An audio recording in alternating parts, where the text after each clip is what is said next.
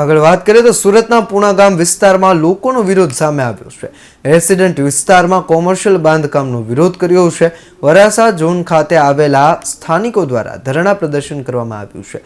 સોનલ અધિકારી પાસે ધરણાની માંગ પરવાનગી છે અને અનેક કોમર્શિયલ બાંધકામને લઈને રજૂઆત કરાઈ છે। કોઈ નિરાકરણ ન આવતા સ્થાનિકો વરાસા ઝોન પહોંચ્યા અને ગેરકાયદેસર બાંધકામ દૂર કરવા માંગ કરી છે। કાર્યવાહી ન થાય તો ગાંધી ચિંધ્યા માર્ગે આંદોલન કરશે તેવી ચીમકી પણ ઉચ્ચારી છે।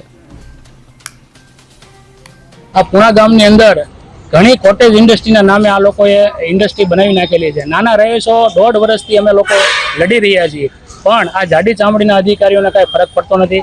હું કમિશનર મેડમ પાસે કમસે કમ 10 ધક્કા ખાધા અને મેડમને પણ રજૂઆત, મને કે તપાસ છે, જોઈ લઈશું, જોઈ લો। શું જોઈ લેશો તમે?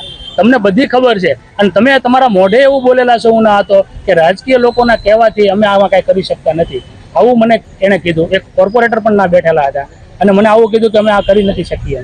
તો તમે કોઈ રાજકીય લોકોના ઈશારે શું કરવા આવું કાર્ય કરી રહ્યા છો? કાલ સવારે રાજકીય લોકોના ઈશારે તમે કામ કરશો અને કાલ સવારે કોઈ ઘટના ઘટશે તો રાજકીય લોકો તો મૌખિકમાં તમને કહીને છટકી જાય, બધું તમારી માથે આવશે। આ બધું શું માંગ છે તમારી? અમારી માંગ એ છે કે જે કાંઈ અધિકારીઓએ આમાં જે કાંઈ મેળા પીપણાથી જે કોટેજ ઇન્ડસ્ટ્રીને મંજૂરી આપી છે અને જે ગેરકાયદેસર બાંધકામો છે ત્યાં તાત્કાલિક દૂર કરવામાં આવે અને સીલિંગ મારીને દૂર કરવા। અત્યારે શું કે છે, નાના પ્રમુખે મને એવું કીધું કે કોટેજ કે તમે ગમે એટલા દોડશો કાંઈ થવાનું નથી, કે અમારા બધી જગ્યાએ પૈસા અમારા પહોંચી ગયેલા છે અને આમાં કોઈ વસ્તુ થવાની નથી।